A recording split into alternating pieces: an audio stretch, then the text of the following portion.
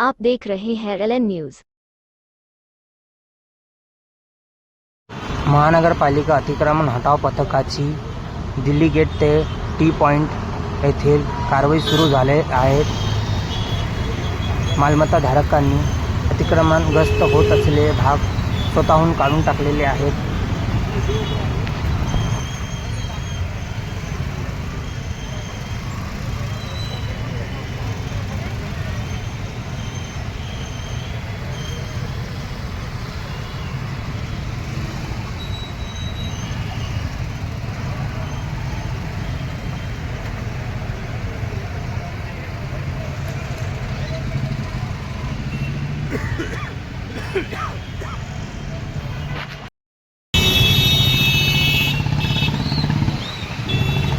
चलो